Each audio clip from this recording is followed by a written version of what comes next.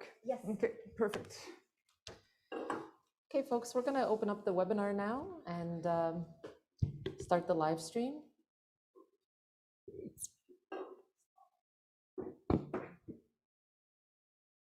Great. So, bonjour, bienvenue tout le monde. On behalf of all of us behind the scenes here at Fourth Space, welcome in person or via Zoom to the Innovation Lab's Winter 2022 Innovation Challenges. We are coming to you live from Concordia University's Fourth Space, located on unceded Indigenous lands in Tiohtià:ke, Montreal. As caretakers for the lands and waters we are meeting on, we are grateful to the Kanien'kehá:ka Nation for their teachings about the earth and our relations. At Fourth Space, we work to connect people to the initiatives, research projects, and dialogues happening across the university via daily events, and we are therefore very pleased to have the opportunity once again to welcome in this particular cohort, the fourth cohort of innovators who will present what they've been working on this semester. With that, it is my pleasure to pass it over to Concordia University Research Chair in Maker Culture and Innovation Lab Director, Anne-Louise Davidson. Hi, Anne-Louise. Hi, Anna. Thank you so much for the introduction. Welcome to the final presentations of the Innovation Lab Winter Student Cohort. The Concordia University Innovation Lab was launched in the spring of 2021. It's an initiative under the portfolio of the Vice Provost of Partnerships and Experiential Learning. The Innovation Lab is a playground where students work in multidisciplinary teams on ideas brought by industry, community, faculty, or student themselves. The purpose of the lab is to offer a non-competitive, risk-free, and failure-positive playground environment where students and partners develop key skills for the 21st century in ways they could never conceive of in traditional classroom settings. The lab functions in collaboration with various units within the Concordia University Innovation ecosystem and with partners and mentors, internal and external to the university, who work alongside students. Our aim is to use the lab as a springboard to launch students onto their desired paths with an innovative mindset to guide them. This semester, students worked on 4 innovation challenges on the following projects: an inclusive hackathon, an accessibility challenge, an inclusive language challenge, and social innovation for youth challenge. They collaborated with partners and mentors from the Concordia University Equity Office, Concordia Facilities, Concordia Accessibility, HCMA Momentum Labs, Dawson College, and Kids Code Jeunesse, as they learn how to explore and design solutions to complex problems. One key aspect of the Innovation Lab is learning to develop innovation skills so that students can become confident innovators. Our students have taken workshops with FutureBound and Udemy in parallel to the lab experience, during which they improve on 8 distinct skills, namely strategic thinking, critical thinking, creativity, communication, collaboration, networking, prototyping, and leadership. If you're interested in participating in the Innovation Lab as a student or as a mentor, a partner, or a fellow innovator in residence, or if you have an idea for a challenge, get in touch with us. We love discussing various forms of innovation. Over to you, Ariel. Hi, everyone. My name is Ariel, and I'm the coordinator at the Innovation Lab. And I just wanted to share some gratitude for all the hard work the students have done while participating. Thank you for investing yourself so fully in the work. As students engaging in an extracurricular activity, we're aware of how challenging it can be to balance priorities and time. So it really means a lot when you do make the effort to fulfill your initial agreement. Thank you also for all the honest and frequent feedback that you've given us about the activities, your lab experience, and your learning. As the lab as an initiative which strives to be student-centered. For the lab, it is really generative to hear all your feedback and to be able to iteratively improve the experience for each cohort. Thank you also to the students for contributing so wholeheartedly during all the lab meetings and as teams to making it a positive learning environment for others, a welcoming space, and a space where I've heard that you're supporting each other. Thank you also to the mentors who've taken the time to meet with the students so frequently and create space in your busy schedules to meet, but also to coordinate meeting times, which we know can be complicated, and helping the students to grow to be confident innovators and problem solvers. So yeah, thank you. And now each team of students is going to present their experience and work for approximately 10 minutes, 10 to 15 minutes. And then following the 4 presentations, we'll open up the space for questions. Feel free to type your questions in the chat, even as they're coming up, and we'll go back and read them during the question and answer period. You're welcome to address the questions to specific groups or to like the whole student cohort.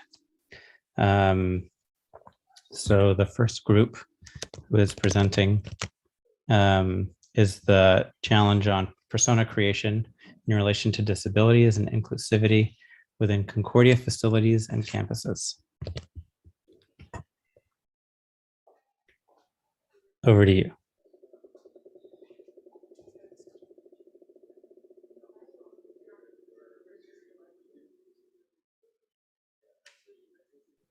Hi, everyone. So my name is Brianna, and I'm part of the Persona group here at the Innovation Lab with my partners, Alexa and Zara. We're so excited to show you today what we've been working on these past few weeks, and we really hope that you guys enjoy. Okay, so first, when we were presented with the challenge, the question that we were given was, how might we better understand the experience of people living with disabilities moving through space in order to guide the design of our built environment? That is a very daunting question, and because it's so open-ended. So after quite a bit of brainstorming and discussion together as a group, we decided to first really focus on our research. We had a few main areas of research that we wanted to focus on first, which was architecture, because none of us had any previous knowledge about what architecture was, other than it was looking at how buildings are being built and then building them. So we looked into how designs for buildings were created and how people are making them more accessible for both visible and non-visible disabilities. We then also had to look at different disabilities that we could focus on, and then what challenges people with those disabilities would face. And finally, one of the most important parts of this entire project was learning what a persona actually was and how to create them. So basically, a persona is creating a person that can convey a story to other people who are trying to look at a problem through multiple people's perspectives and eyes. So for our persona creation, we started by looking at them academically first, then with a disability or a challenge, and then what extra challenges they would face because of whatever they're going through. Our mentor, Pascal, had a great suggestion at the beginning, and he said to do a day in the life. So basically, we would get a full story of their challenges throughout a day, both the negatives and the positives, and then we would be able to focus on the areas that we could come up with innovative solutions to facilitate their journey to campus.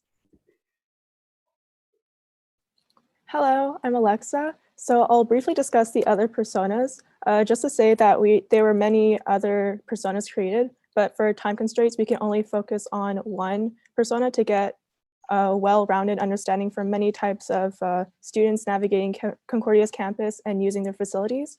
So we looked at physical and visible disabilities, such as having a missing limb or an injury, as well as non-visible disabilities, such as autism and degenerative disc disease.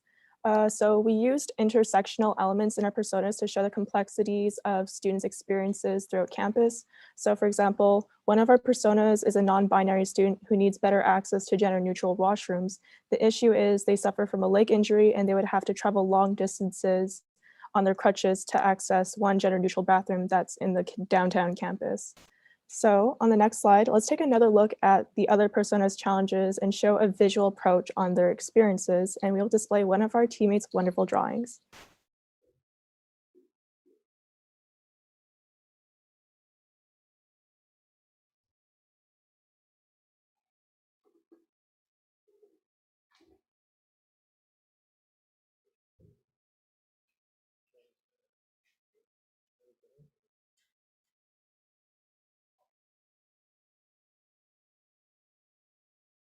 Oh, sorry, Zara, we can't hear you. Sorry. Oh, so I'm so sorry. Hello, I'm Zahra. We also had other solution for the challenges over other personas faced. In my drawing here, I focus on a persona who used the wheelchair ramp in the EV building. One main thing is taking away the black wall that separates the wheelchair ramp from the rest of the EV building in order to create a more inclusive and less isolating environment.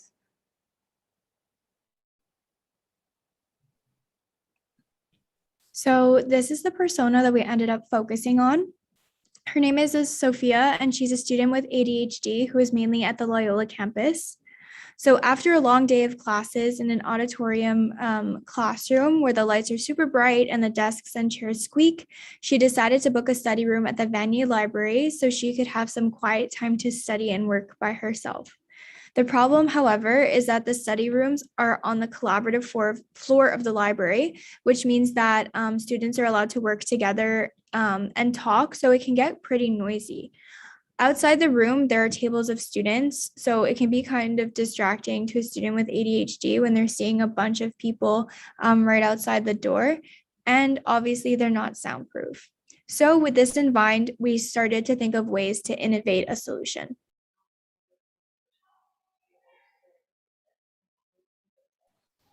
So now that it's time to start coming up with innovative solutions, we knew we needed to reframe our question to make it more specific and direct.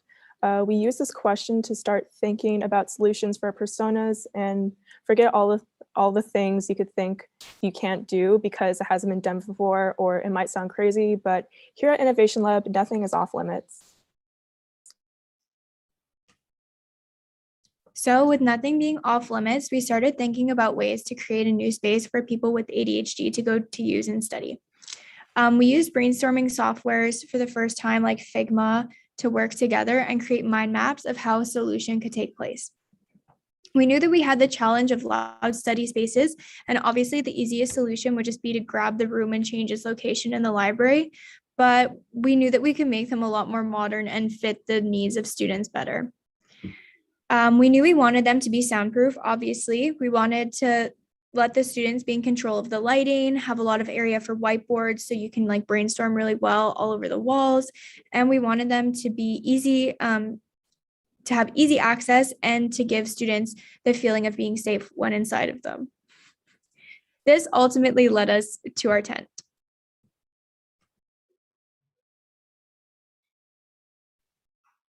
So we started prototyping and brainstorming different tent ideas. We knew that we didn't want the tent to look like a normal tent. So after speaking with our mentors, they brought up a good point that in bureaucratic settings like a university, when an idea is brought up and can be used for more than just one group of students, there's a better likelihood that funding will be found or implemented. So with that in mind, we want to create a tent that students with ADHD and other attention disorder could use to study, but for other students. So by having a circular shape or replicating a yurt, sorry.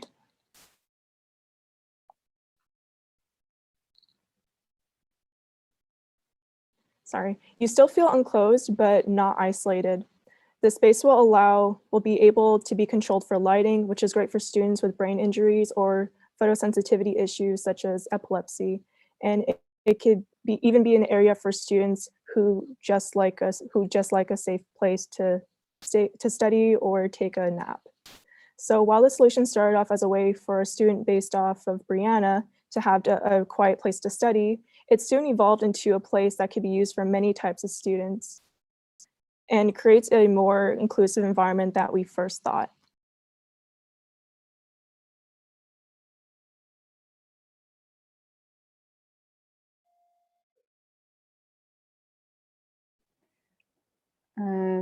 The tent was inspired by one of my son's toys, a Crazy Forts. It is a toy that you can assemble into different shapes and they all turn into different tents. When we were talking about potential structure for our tent, we thought about a shape that would be easy to move and prefab. It's how I come up with the first sketch that's pictured in this slide.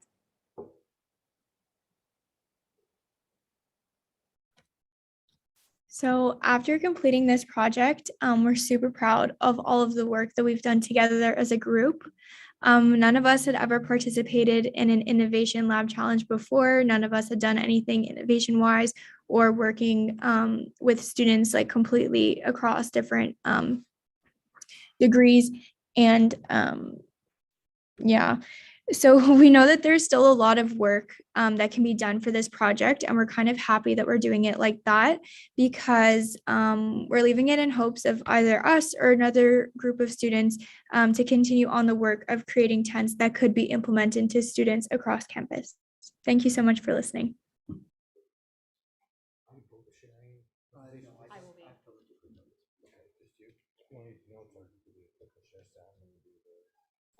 Thank you so much. Oh, that's so nice to hear. Real applause. Next up is the Inclusive Language Project, who are all there in person and set up. Over to you.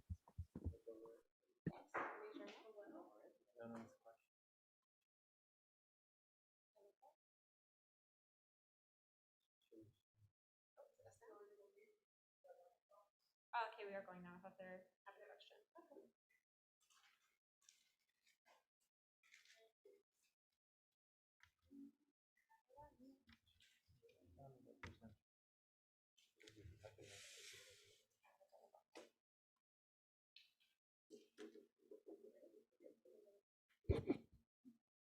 Testing, testing. Is it working? Oh, okay. Everybody can hear me? Awesome. Hello, everybody. We are the Inclusive Language Project of Innovation Labs. Excited to be here today. All right. My name is Ruel, and I go by he, him pronouns. My name is Ray, and I use they, them pronouns. And my name is Paul, he, him pronouns. I'm Sausan. I use the she, her pronouns. Next slide. No. So inclusive language refers to the way that we use language in our day-to-day interactions. It involves our own perspectives, the experiences of others, and a merger between the two. So thinking about inclusive language involves thinking about the ways in which language is non-inclusive, and this can be accomplished by sourcing the perspectives of people who may have had experiences being stigmatized by language.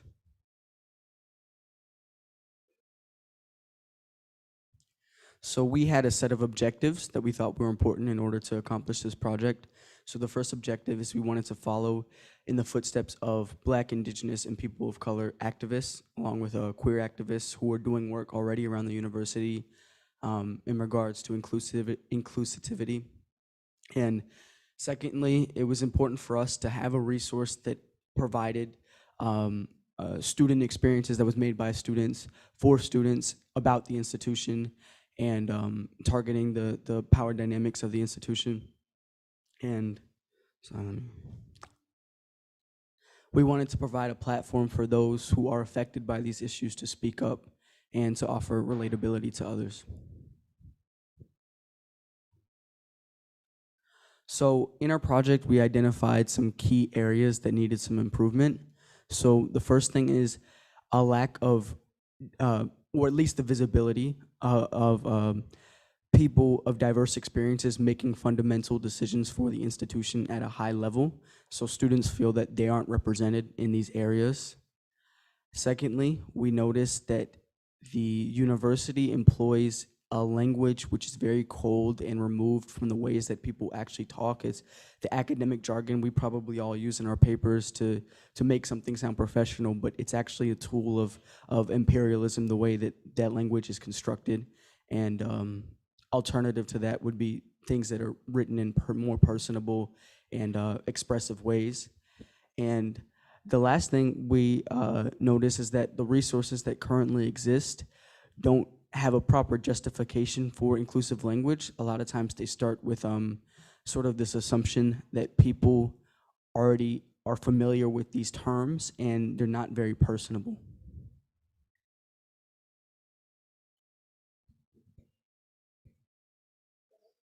So to fill this gap, we decided to make a zine anthology, and I'll talk a little bit about the process right now.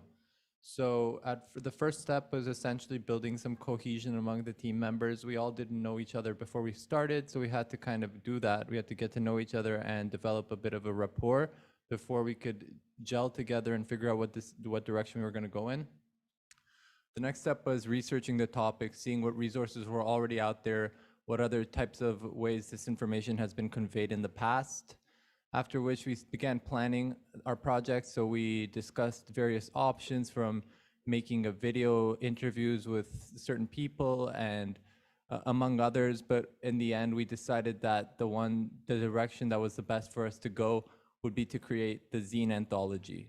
So the next step was prototyping the zine, which involved, I guess, making a template for it and one edition of the zine from start to finish, for which we got feedback from our mentor as well as some friends at Concordia in terms of figuring out how accessible it is, how the information is conveyed, just general feedback. And that brought us to the final product, which is the first zine template and edition.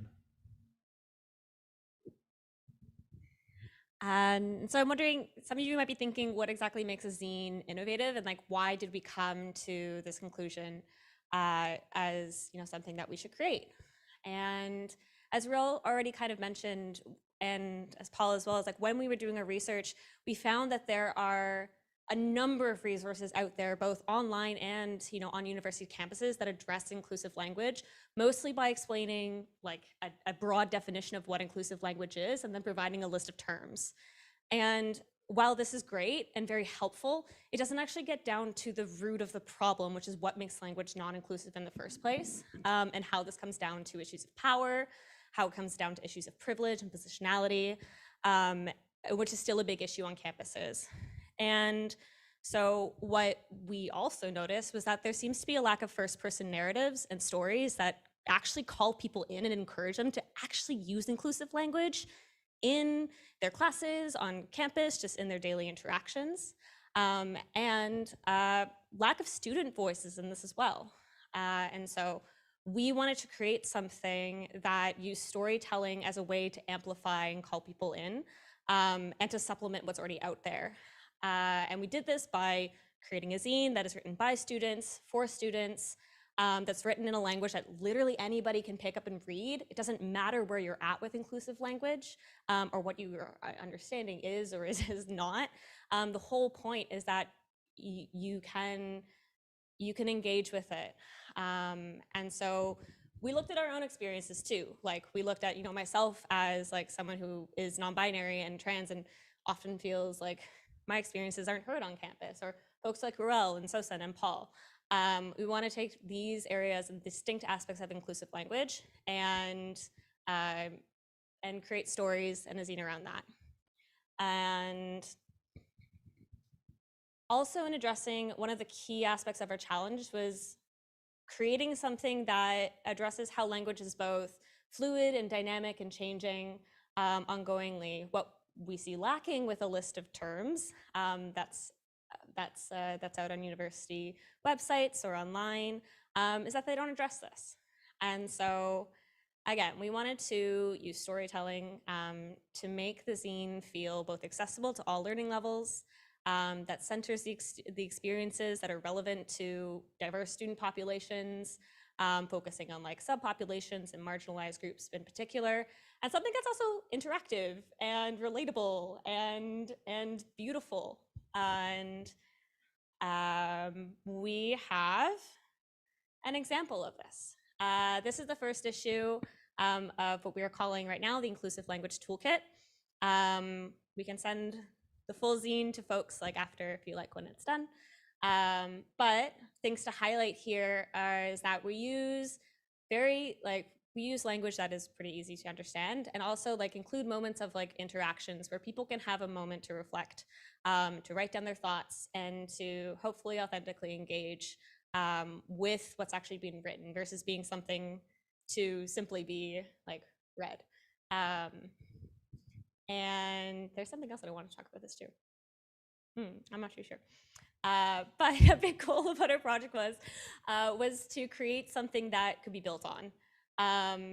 Language affects literally all of us all the time. It is one of the foundational elements of kind of what it means to be human and move through this world. And so there's only so much that we can cover in terms of what our zine is able to present. And so in creating a zine anthology, it's something that if students felt compelled to, or staff felt compelled to, it can be built on, and it can be changed, and it can be modified in truly what it means to be a zine.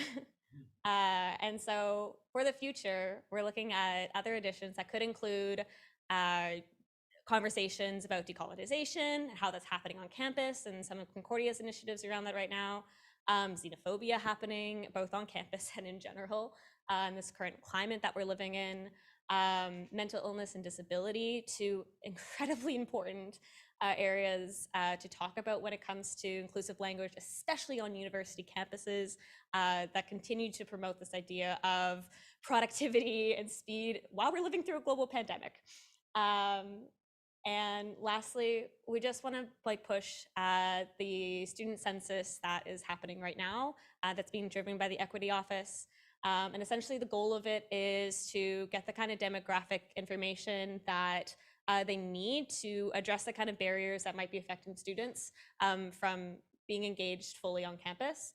And it is, honestly, we just encourage folks to fill it out and to check it out too, because I know we of course all want to be able to have an experience on campus that makes us feel good.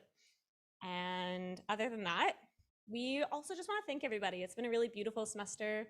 It's been really lovely working with the team and with everybody at the Innovation Lab. And if you have any questions, please give us a shout.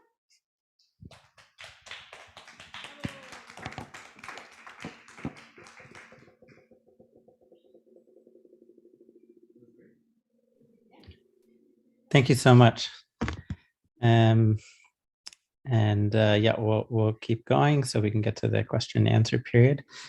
So next up is the Inclusive Social Innovation for Youth Challenge.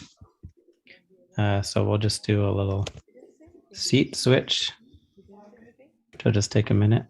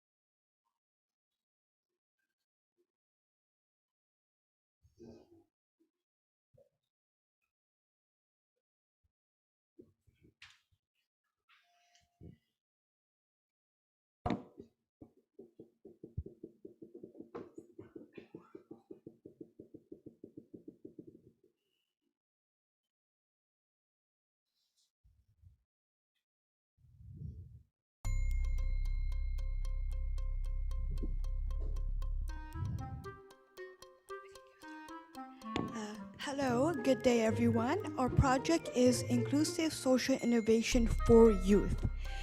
This is our team. We have Dima, Charles, myself, Sophia, and Juliet. And now Dima and Charles will begin our presentation with a story. Thank you, Sarah. Sam is a 14-year-old student that just got into high school. And Sam identifies as a visible minority. Sam lacks vision and understanding of what they want to do in their future.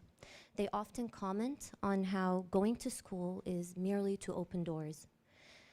Although Sam has never felt engaged with the conventional school curriculum, A life-changing experience gave Sam a renewed sense of purpose and direction, and this is how it happened. Chapter 1, Planting the Seedling. Sorry.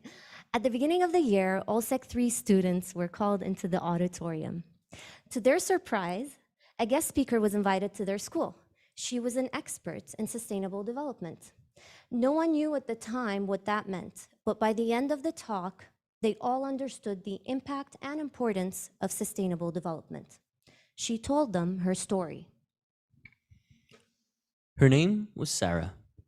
She started to tell the students about herself when she was their age, struggling to find her place in the world, without a sense of purpose or belonging, until she lived an experience where she found her true calling and passion. And from that day on, her life has permanently changed. As Sam listened to the speaker, they could relate to everything she said. It was as though she was expressing their own thoughts and emotions out loud. But then Sarah shifted her tone to describe an incredible place that Sam never knew existed. And should they choose to join for free, they can make a difference, creating social impact in a diverse and inclusive environment that is staffed by both young and adult mentors. And as students left the auditorium, they were handed out a piece of paper with online sign-up instructions. And as you all must have guessed, Sam signed up, and this is what happens next. Chapter 2, Watering the Seedling. From this point onwards, Sarah begins using the playbook as a guide to ensure inclusion and engagement within the Innovation Lab. Looking at phase 1 of the playbook, this is where Sam's story and the onboarding stage begins. Day 1. Like all teenagers Sam's age, they felt excited yet anxious in a new environment and not sure what to expect. As Sam walked into the location, they were immediately brought to life by the spacious open floor layout, with lots of positive energy and natural light. Sam's anxiety quickly dissolved, and they were invited to familiarize themselves with the rest of the students as they arrived. When everyone gathered, Sarah showed up and asked everyone to take a seat. She quickly reintroduced herself and allowed her team of mentors to do the same. She explained the agenda for the first few sessions of the program and answered any incoming questions. She then started some ice-breaking activities. Soon enough, Sam started socializing and vocalizing their thoughts and ideas. And those like Sam, who in the beginning were afraid to speak, they were also opening up. After students and mentors got to know each other a little better, Sarah asked them what they knew about sustainable development goals. She took them through an interactive discussion where they gained a clearer understanding of the subject. 3 hours came and went, and day 1 came to an end, but on an inspiring note. The important role that youth can play in solving real societal problems. Sam went home looking forward to their next meeting and felt like they finally started forming meaningful connections. But meanwhile, and behind the scenes, Sarah and the mentors started creating student profiles so that they could follow their development over time with the help of progress charts. So Dima and I just walked you through what Sam's journey could look like. It reflects how the playbook we created for youth programming activities can come into play. Both our playbook and Sam's story were heavily guided by both primary and secondary research that our team conducted. Let's take a sneak peek at some of our research findings. First, we conducted secondary research, examining different organizations that organize programming and social innovation activities for youth. Some of the organizations we identified from North America appear in this matrix. The vertical axis measures how high or low the organization incorporate the Sustainable Development Goals into their programming activities. The horizontal axis looks at whether the organization is strictly programming oriented, starting from the left, to more innovation oriented, going to the right. The innovation oriented organization focus on building other skills such as team building, and creativity, rather than restricting the youth to coding activities only. As you can see, IDTech and SHAD are the largest two organizations that perform well on both innovation and sustainable goals combined. After getting an overview of different organizations and their program offering, we decided to speak with the youth and adult experts to gain more insights. Our primary research sampled youth and adults from the greater Montreal region. We conducted 12 qualitative research in total. Starting from the right-hand side, we interviewed 3 social workers who constantly interact with youth, 3 educators, and 19 teenagers. For the youth segments, we conducted 3 group interviews with students from different schools and 3 one-on-one interviews. Our selection process ensured diversity of location within Montreal and diversity of ethnic backgrounds. So based on what youth told us during these interviews and focus group discussions, we are able to identify 3 distinct youth segments. The following briefly describes these segments. So the first, the spearheads. These are the fun, caring, loving type. They tend to be more extroverts or a mix of extrovert and introverts, so ambiverts. They are principled and purposeful, generous and driven. The second youth segment that was identified was the investigators. So these are the busy cerebral type. They're mostly introverts, they're perceptive and they're innovative. The third is the withdrawn disruptive type. We call this the anarchist. They are image conscious and self-absorbed and a bit scattered. Now, it's important to note that all the youth we talked to identified with either being a spearhead or an investigator, but they all said they knew an anarchist. It's important to also note that an effective group should be composed of a mix of these types of youth segments because their strengths and weaknesses balance each other out. So, the following section showcases the abundance of ideas and contributions the youth has provided us. With the help of the next few slides, the spotlight will be on the youth for them to speak their voices. This is my masterpiece. So basically, I decided to divide the room based on the kind of projects that the people are gonna do. For example, this place is kind of relaxed, so there's a few tables, and for each section there's kind of materials.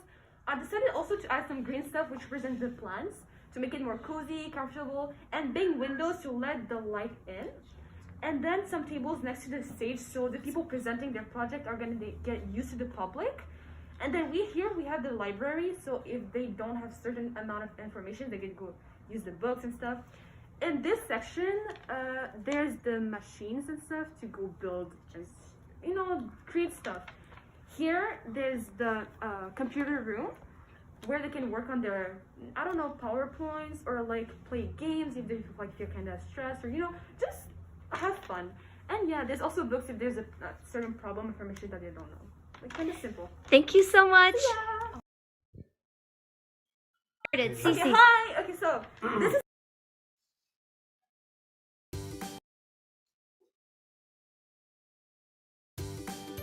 To tackle social issues, you need both power and knowledge. It's important to be involved regardless of age. The way you could make a difference is by putting yourself out of your comfort zone and trying new things. A leader has street smarts, book smarts, and world smarts. It's having a combination of all 3 and not just one. We learn by doing and by trying things, gaining actual experience rather than reading the theory of how to do it. It really makes me ask a lot of questions about what I want to do in life. It's like you're creating a new thing to make the world a better place.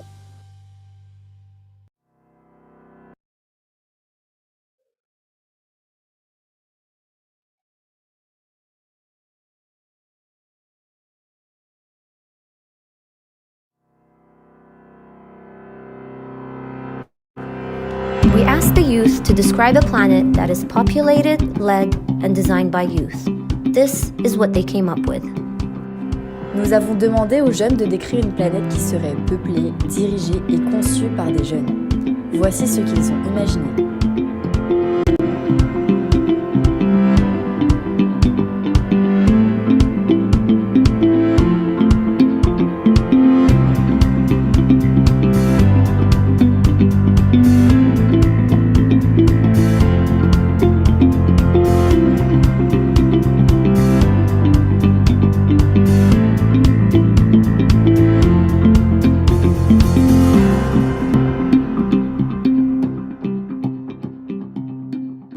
You heard about Sam's journey. We shared a taste of our findings, the core ideas of which are best summarized in a quote. Youth considered the foundation for any inclusive social innovation to be project-based initiative that promote positive social impact with inclusivity, diversity, accessibility, and belonging for all youth. Our team's mandate was to create a playbook for programming activities for youth. In its development, the playbook became a guide for an educational program promoting digital literacy and innovation. So, we described to you Sam setting out on their innovation lab journey. This was a reflection of this displayed map. And through Sam's journey, we took you through what you now see as phase 1, the onboarding phase. So Sophia will now take you through the rest of the journey. Thank you, Dima. At phase 2 of Sam's journey, their cohort will be broken up into multiple groups. These groups are composed of members with different skill sets, those defined by the youth themselves. Sam can already tell their group's strengths and weaknesses are well balanced. At phase 2, each group will be working on the same pilot project. No two groups would approach the same task identically, but all groups will be able to intercollaborate with one another, forming a network of knowledge sharing. The adult facilitators of the Innovation Lab will incorporate various motivational strengths which promote learning, such as gamification. The groups will present their completed projects to one another, engaging in giving feedback and constructive criticism. Having had a taste of innovative project building, Sam and the others will continue on the next phase, deep learning and growth. At this stage, phase 3, the youth have already familiarized themselves with the process by completing their first project and learning from each other's experiences. The student profile and progress charts will have been updated. The youth who wish to continue are regrouped and are then given full rein to discuss and select a challenge they would like to work on, drawing inspiration from their diverse backgrounds, environments, and communities. They will get opportunities to collaborate with relevant organizations and industry experts, and they will also be invited to events such as inclusive hackathons, which, if you're unfamiliar with, stay tuned in for the next presentation where the hackathon team will talk about it in more detail. Phase 1 and 2 can be regarded as onboarding and training, respectively. They are finite. Phase 3 cultivates learning, and that never stops. Upon their graduation from phase 3, which correlates with their high school graduation, the students will continue to engage with the Innovation Lab thanks to their transition to phase 4, Futureships. Futureships engagement refers to giving back to the lab by becoming alumni mentors and ambassadors, bringing in and engaging new cohorts of students like Sam. We would like to share a glimpse of a few recommendations we derived from the result of our findings. 1. Physical space matters. Youth's inspiration and motivation are linked to their environment. 2. Dialogue on current and pressing societal issues. Youth engagement stems from their feeling of purpose. They strive to contribute their skills and efforts to projects and initiatives that make a difference. 3. Social engagement. Youth desire discussion-based and project-based approaches to problem solving. Small, close-knit groups, peer tutoring, and alumni mentoring are at the core of meeting this need. We hope you enjoyed listening to Sam's stories and got a glimpse of what our challenge was all about. We could not share all of our exciting details in our presentations. Those are kept for playbook. If you have any question, feel free to ask before we hand the mic over to the inclusive hackathon theme.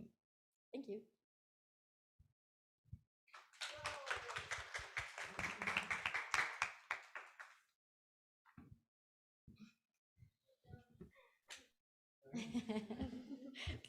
Thank you so much.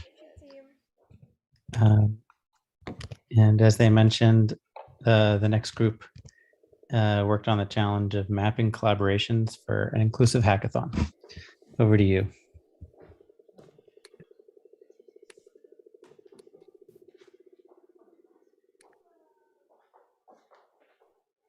Hello, everyone. I wanted to thank you for your amazing presentation so far. We are the Inclusive Hackathon team, and we would like to share our design and our research of the winter semester with you. I'm Helia, and I studied design at Concordia. Hello, everyone. My name is Janil, and I'm a fourth-year computer science student. I'm Marian. I'm a computer engineering student here at Concordia. Hi, I'm Yuchen. I'm a second year of economics. First, we needed to understand what is the current situation and identify gaps that we were hoping to fill and come up with a problem statement. As you can see on the next slide, in our initial research, we came to the conclusion that a lot of students, no matter their gender, no matter their background or ethnicity, they start their education in the STEM fields, but as they progress through their education, a lot of them, they drop out of STEM and continue their education in another field. For example, a lot of women, they drop out of mathematics and engineering, which leads to a disequilibrium in the STEM field. As you can see on the next slide, there's a lack of representation of ethnic minorities and a lack of representation of women, of people with disabilities, or of people belonging to the LGBTQ+ community. So we decided to focus our research on the age group of 12 to 17-year-olds to be able to learn how we can enforce the STEM identity and how we can encourage them to stay in the STEM fields. We also wanted to work on a smaller scale, so we chose a hackathon event so we can learn how we can make it more inclusive, more accessible to all the students, and more diverse. So we started interviewing some students in that age group, and we realized that there's a lack of confidence, lack of good motivation, and lack of role models. So it was hard for them to envision themselves in a hackathon event, and they thought that they need to have some sort of computer science knowledge or some experience to be able to participate. There was also a lack of marketing and outreach and a lack of resources. So a lot of them, they didn't even know that these events were happening or what was their options or how they could participate. So we narrowed down our data and we came up with a problem statement, which is young students can be intimidated to join a hackathon event because of a misconception that they need to have prior experience and technical know-how to participate. Furthermore, students are also completely unaware about these activities due to lack of exposure and outreach, and a lack of support and resources. So we decided to create our stakeholder map.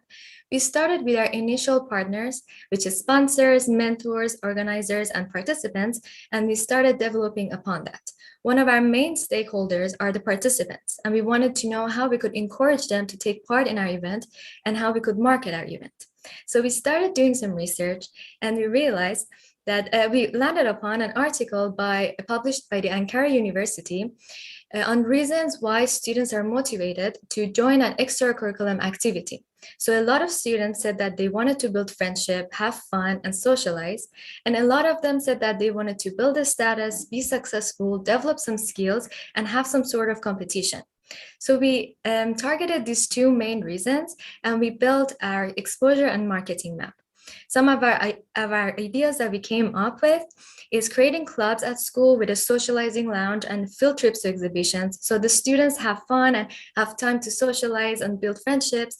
Also, we could involve students in organization activities, so we can so younger students can look up to the senior students and would want to join the team, and also there would be some team spirit among the students. We could also display the work of students at school, like in a mini exhibition, so all the students can see all the amazing and interesting works and would be encouraged to participate in the following year. And also the students would get a chance to learn how to present their work. We can also follow up our hackathon event with a workshop on how to create a portfolio. So students would also learn how to present their works in a digital form to increase their chance of admission to other clubs and educational centers. We also thought of the traditional ways of marketing, like using social media, posters at school, websites, and Facebook events as a resource for both parents and students to refer to learn about the event dates and times and see the teams, the awards, and the winners. And it would also serve as a visual representation for students to be aware that these events are happening at school. So now I'm going to pass it to Janelle to continue our research. In order to make sure that we are able to create a framework that encourages inclusivity and diversity, we created a hackathon handbook, which comprises of basically the hackathon handbook serves as a guideline in planning future STEM events. The research in this challenge done was based on scientific data and was proven to foster inclusivity. And the data we gathered was based on our own research and research from other teams in previous cohorts and in this cohort as well. The hackathon consists of three main parts. The pre-event, the main focus of the pre-event here is to focus on marketing and exposure and to build workshops that facilitate learning to help build confidence and familiarity. The main event provides guidelines on setting agendas for hackathon and creating a less intimidating environment by setting judging criteria based on process over the final product and based on overall innovation of the challenge. It is not based on experience levels and coding skills as typically seen in traditional hackathons. And the post-event is mainly focused on building student retention in STEM, and it consists of guidelines on making tools and creating surveys to gather feedback. Moving forward to the pre-hackathon event, the most important part of our pre-hackathon event is the mentorship playbook. The mentorship playbook, basically in this context, means that we believe that mentors play a huge role in exposing students to future possibilities in STEM, and they act as role models in providing a support structure to help them reach their goals and develop their passions. So we focused on mentorship screening. We wanted to make sure that the success of mentoring will likely hinge on the extent as to how much students view themselves similar to mentors in terms of their values and beliefs. That's why we found it's very important for students to feel represented when it comes to minorities and people of different background, so as to make sure that the mentors understand their passions and dreams. We also make sure that while screening for mentors, we make sure that they possess proper soft skills, they are positive, outgoing, are able to engage with students, and are able to maintain a good rapport with students, empathize with them, to understand their problems and where they come from. We also included inclusive language and sensitivity training. Basically, inclusive language respects and promotes all people as valued members of the society, and it uses vocabulary that basically avoids exclusion and stereotyping, and this kind of sensitivity can really help connect more with students.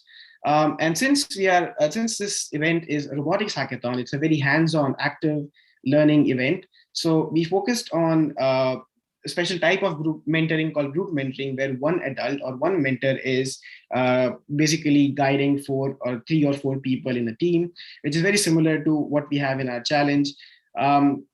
And in addition to this, I would like to pass on to my team member, Mariam, to explain the pre-event workshops. One of the pre-events activities that we prepared is the workshops, and we prepared 2 workshops designed to stimulate participant interest in STEM and to build their confidence to follow studies and career in STEM, regardless of their current background and knowledge. These 2 workshops are location awareness and intro to Arduino board. The motivation behind selecting the workshops is to help our stakeholders build transferable skills to be used not only on our hackathon, but also across many projects, from robots to vehicles to drones and UAVs. On this slide, we see that we found that it is important to introduce our participants to the different automation levels, especially with the increased interest all over the world in self-driving cars. And one important aspect to self-drive is to be aware of surrounding environment. To be able to navigate the environment and to avoid the obstacles, we will need to introduce our participants to the different types of sensors such as active and passive sensors, along with the GPS and GNSS for localization and mapping. And to build our stakeholders' confidence in dealing with hardware, we choose our second workshop in the next slide to be Introduction to Arduino. As it is the simplest control board exists on the market, the workshop goal is to introduce the participant to the board itself and the different blocks that it is needed to govern the board through a software. And to give them an instant rewarding feedback, we designed a small light sensor challenge, as shown as the left figure, where the red light dim or lit based on the light intensity directed to the sensor. On the next slide, we have another pre-event activity, which is marketing video that will be streamed 2 weeks before the event.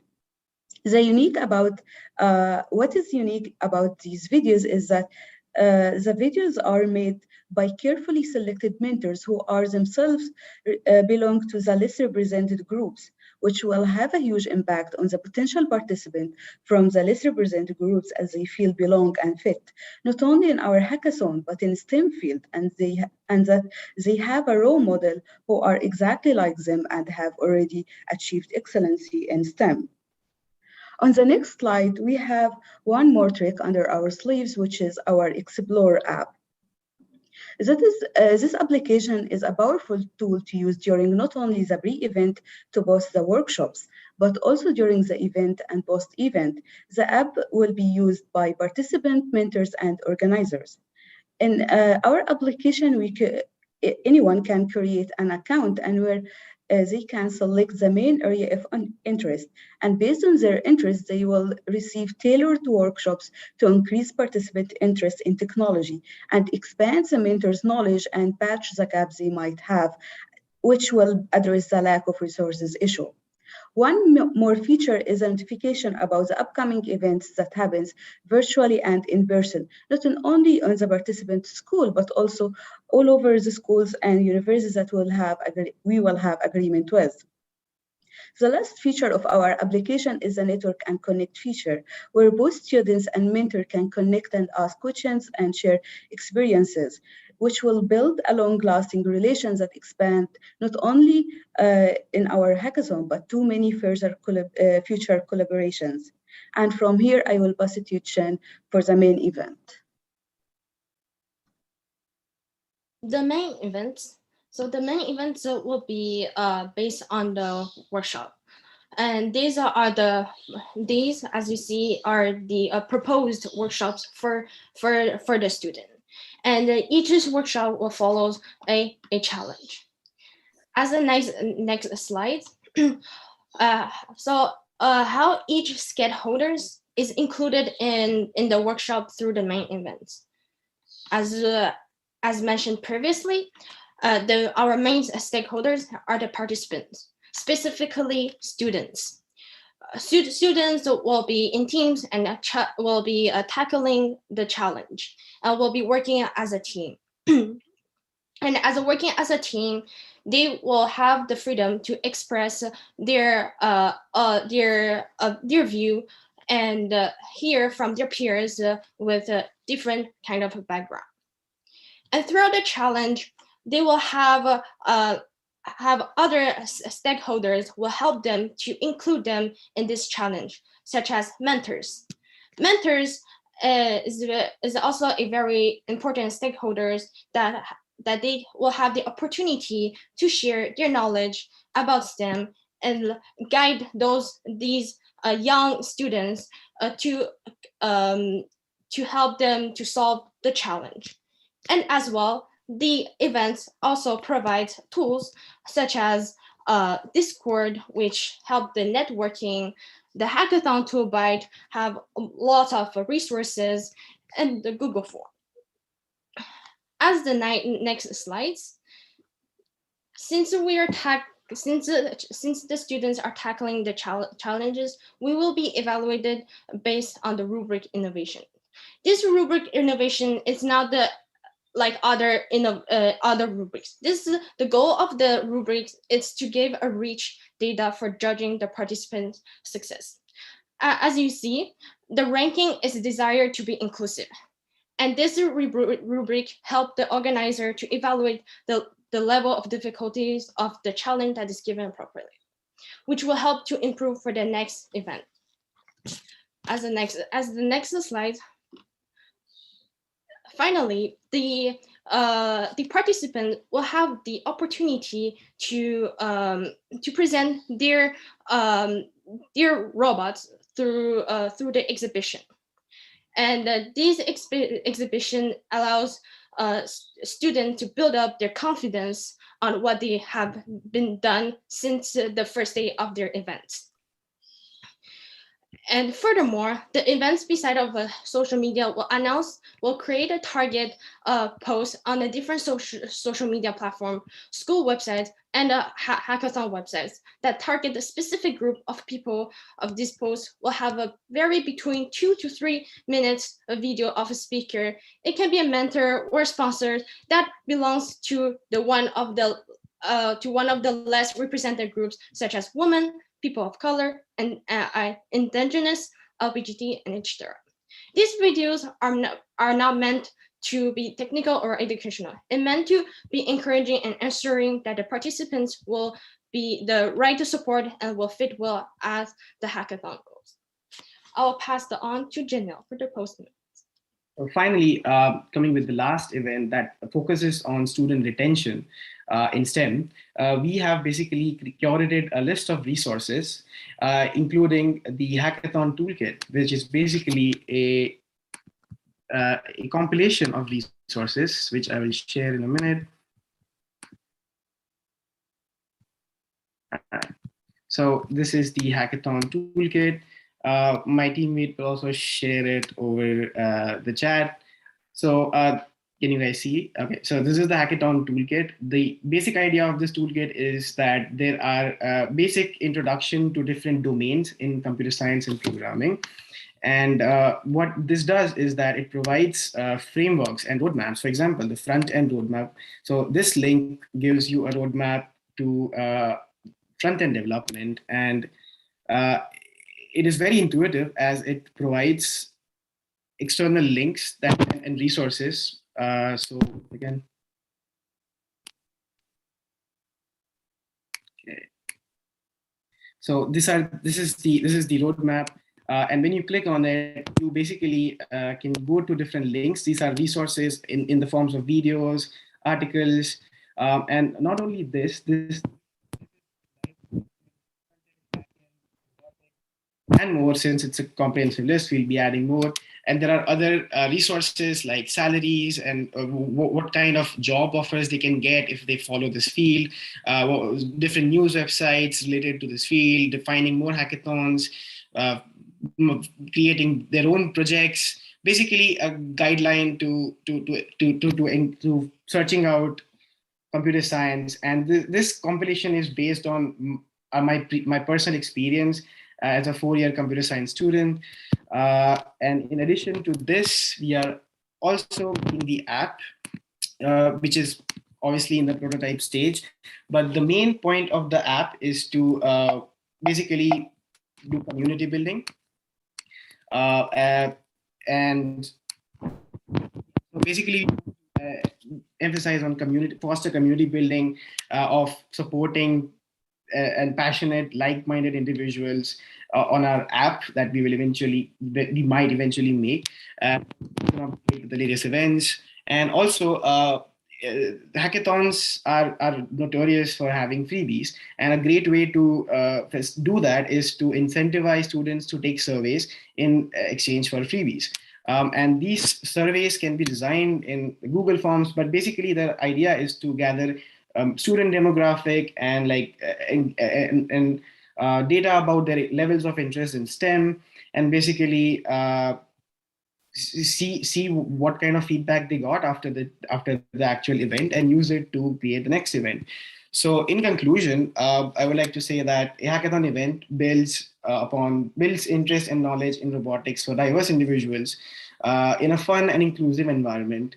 while using this framework. We used social media apps as a means to create awareness and maintain persistence in STEM, student persistence in STEM. We identified direct and indirect stakeholders, all ranging from sponsors to companies to NGOs to different technology tools and minorities. We also incorporated mentorship playbook and mentorship training that would eventually promote inclusivity. And we also, in most of our main event workshops, we introduced various application domains in robotics that are not meant to replace traditional learning, but they serve as a means to spike interest in domains in robotics. So these students can understand and get introduced and eventually go on their own and do autonomous learning. And finally, the ethos of the event, according to us, is whatever occurs in a participants between them when the problem is given and the following solution is presented. We were exploring the creativity of participant groups, their methods, their teamwork, and the collaboration between them. And that's the way to judge them, except for just straight up being a competitive, skill-based event. And finally, what we expect to happen next is people in the next challenge or cohort to identify more stakeholders that can add to this event. We would like to gather more insight through surveys and interviews so that we can address issues with students of different minorities, and especially with students with disabilities who have learning disabilities. And we would like to hear their concerns and try to address them as much as we can in our handbook. We would also like to get more stakeholder feedback on the existing framework and application and website, and would like to fill the impact gaps that exist to increase effectiveness. And finally, lastly, I would like to thank Ariel and Luis and from the Innovation Lab, our mentors Joel, and the people we interviewed, and also the inclusive team for giving us the resources and supporting us. Thank you.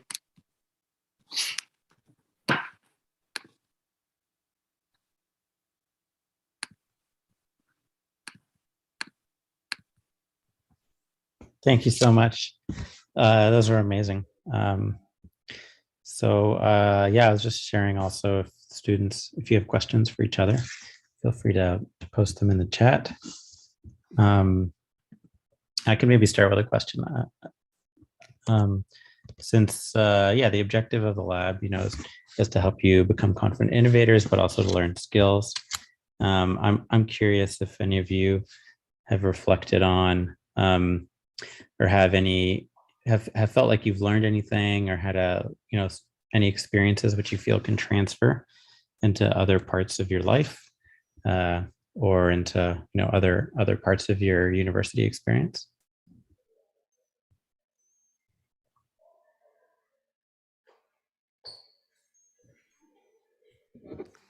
We have Ruel who will Does this intervene. work? Okay. I'll just say that one thing that the challenge helped me a lot with is I had a lot of trouble breaking down work before and like sort of sequencing it. So working with the team helped me to learn how to actually make like bite-sized chunks and do that weekly and then actually make progress towards a goal. And then also I learned that like if you make more projects collaborative, they're easier because you can disperse the weight, and also you get a lot more interesting ideas than you can come up with on your own. So I think I'll use those two skills throughout university and even just life in general. Thank you, Ruel. Is there anybody else who has something to share? You could either use Zoom or you can use the microphone. Salsan, did you have? Yeah, I also wanted to say that, especially in these times. I think it's tough. Yeah. Yeah. Yep. Well, yeah, I was gonna say that, especially in these times where having everything online and we rarely socialize, it was a great chance for us to work with people and to talk to people. And like, yes, it was an extra work for us in school, but like it had like an impact on my mental health personally because I had to speak with great people and learn a lot from them. That's it. Thank you, it's awesome. The weekly presence was important. Anybody else has a comment? We can pass it.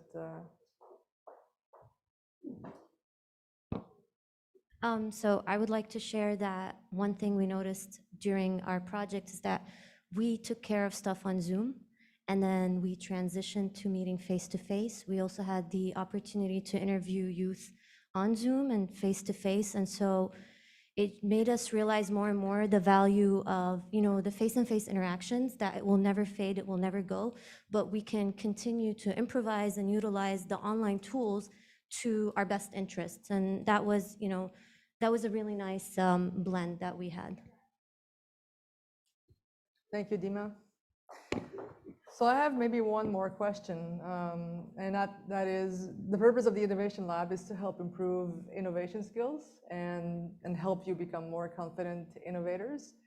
Do you feel more innovative, or in what aspects or what perspective do you feel more innovative? What has improved during your experience? Sophia, you wanna?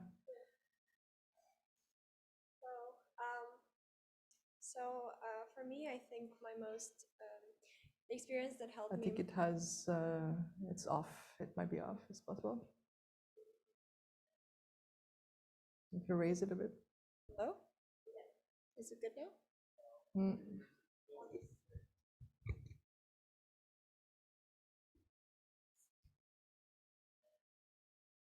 Hello? Okay, this one works. Thank you. For me, I have gained a lot of knowledge about innovation, in fact, from the things that were running in the background. So we had our team meetings, we had the meetings with other teams in the Innovation Lab. That was amazing. There's interdisciplinary knowledge being shared within the group itself, but also among the groups, and that was actually one of the inspirations that we included in our playbook. And we have, it was supported by the interviews that we did, the results from that. But what was running in the background were the workshops that we had to attend, and I'm thankful for Innovation Lab, because otherwise I would have never known about the uses of these kind of topics that were broached in the workshops, like the importance of storytelling, of active listening, decision-making, inclusion in the groups. That was actually my favorite workshop that I attended. Was online. It was pre-recorded, so there was even hybrid learning in that sense.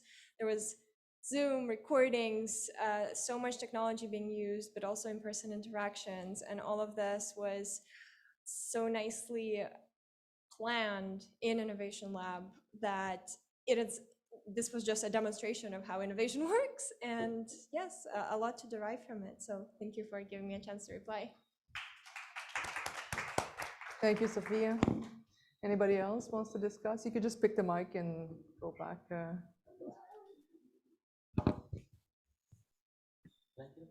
Yes. Yeah. Yep, so I'm just going to talk about the workshop on storytelling. I think for me, that was the most interesting workshop that I did, and it's going to kind of be what I use from here on out. To explain anything, I think the funnest way to do it is through a story. First, I have your attention more than if I were just explaining in very boring terms. It gives a certain flow to it that that just brings it full of life. And I don't know, every project I do from here on out, I want to do with a storytelling narrative. I found it really cool. That's it. Thank you, Charlie. Over to you, Marianne. Yes, what I've learned the most at the Innovation Lab is how to innovate. Because usually in class, the structure is we have specific rules and expected outcome. If you follow the rules, you know that you will succeed.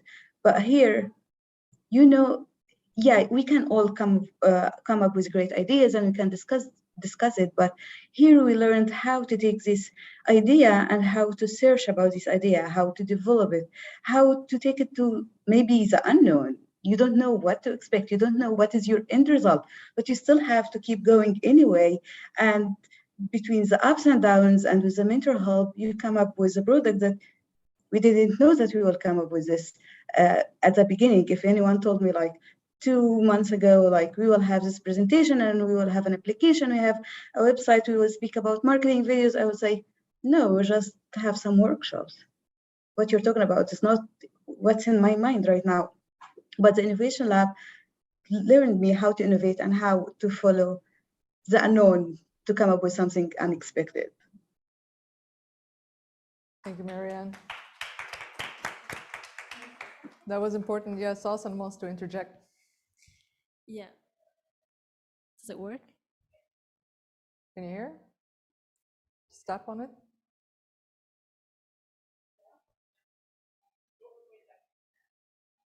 Hi? Yeah, Okay, it works. it works. Just one last thing. I want to emphasize that this was important because it was based on inclusion and the fact that we're innovating, but we're including in the process is like, should be like our main motive, because like we don't want more motivation with exclusion. The world is already building and it keeps developing with more excluding of many people, but here we're focusing on people first and then technology and other things. So yeah, I like that. That's important. It's an important aspect of, we're clapping at every answer here. An online event makes us clap, yes. What you just said, Dawson, is important because when we talk about sustainable innovation, we often talk about the environment, but we forget that people are at the core of human existence, and that is also an important aspect to focus on. So thank you for that.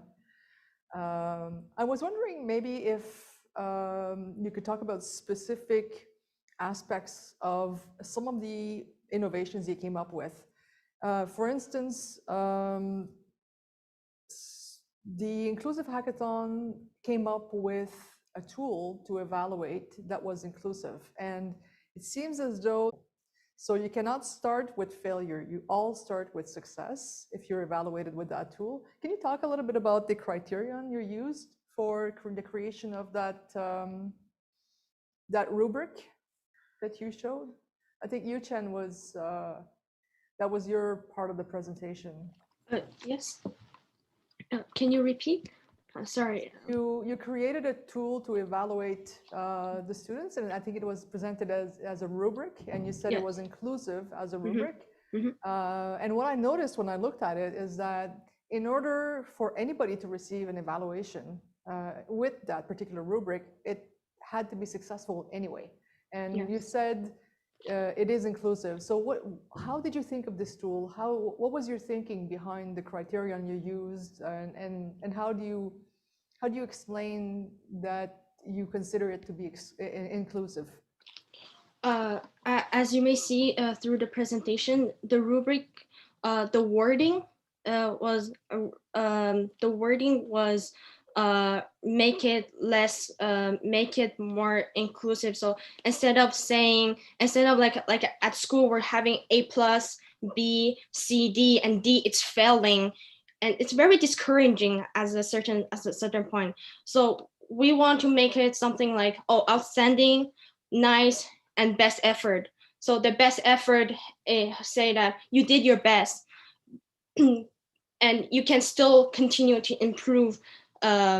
You can still continue to improve it so that the students will feel like, oh, I'm included. I did my best. It's okay to make the mistakes. It's okay to not be able to reach into a certain level. It's okay because there's still like a space of learning. Yeah. So that's how I think about the rubric. Okay. Thank you so much. We're gonna clap for online too. You. All right. Anybody else around their particular challenge? So the social inclusion group talked about the the storytelling. Is there something else to say about the interviewing or the imagination of this new planet, or the persona challenge? You can also talk about a bit more about the zine. I'm very curious about your first person expressions in the zine, or some of the examples. Yeah. Hello. Yeah. In what sense? Like, you want to hear more about the stories that we're Yes. sharing, or like, well, in thinking about inclusion, what can happen sometimes is people can do a lot of research on like certain demographics, right? On like marginalized groups, and be like, we know like how to talk about Indigenous folks, we know how to talk about trans folks, or like Black folks too, but like having the opportunity to actually like share firsthand what it's like to, what it's like on a day-to-day basis, is important for like relating to other folks, for actually like, making something personal that can connect with like with somebody who's just picking it up, and remember like the human element, I think, to innovation as well. And as I guess as someone who has done work in this sort of realm before, like it's often that can be missing, right?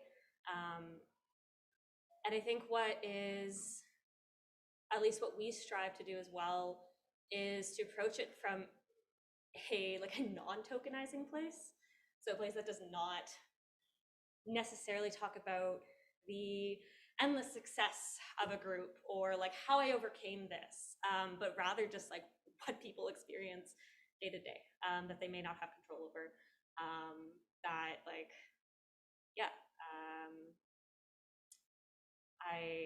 Does that sort of answer your question a little bit? Yep, it does, definitely. Thank you.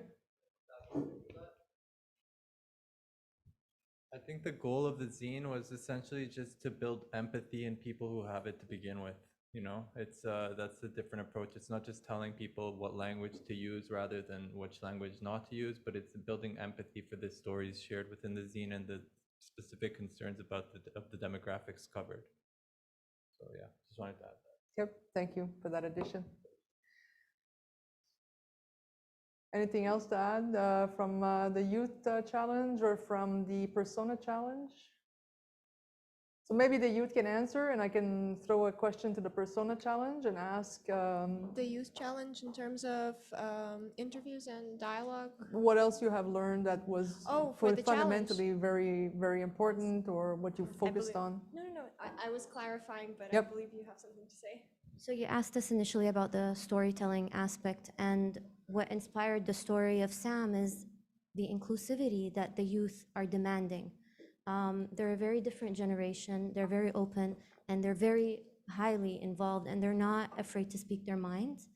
And they just want the right space, safe environment where they feel that they can, work on those societal problems, the SDG goals, and not feel like they're being judged or pressured. And our experience kind of made us feel that way as well, that you left us to our own devices, you gave us the tools, you empowered us, and then you told us, okay, come up with an idea. And that's exactly what they have been asking for. And one of the things, like for instance, Yuchen, you talked about like not grades, right? So that's something else that they want. Part of the reason why they don't want it to be part of the school, even though it's initiated from the school, which is the entry point, is because they want this environment where they don't feel judged and going through traditional schooling, and they want to take their time to really develop their ideas and to work with influencers that have a say in the industry and that would actually hear them. I hope that answers. Thank you so much. Yep. Sophia wants to add something. It's a little muffled. Yeah, you can take your mask off. I just want to add to that because, oh gosh, I'm blanking out. I'm sorry. So I also agreed with everything Yuchen said in terms of grading and this project and learning about different aspects that can be included for our project. I was tasked with interviewing educators and experts in educational field, and I learned the importance of holistic learning.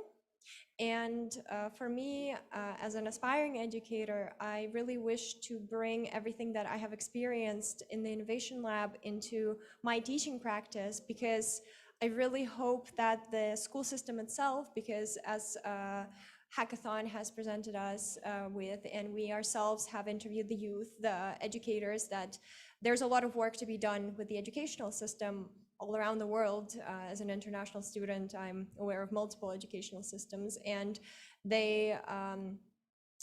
I am surprised that the system does not acknowledge just how much educators care about the students themselves, and sort of use the techniques that Innovation Lab used for the system itself to collaborate with the educators, because educators have so much to bring. And this is very inspiring and hopeful for the future of education in general. So thank you, Sophia. Thank We you. can start with ungrading and asking Yes. people how they want to be evaluated, and then we can negotiate.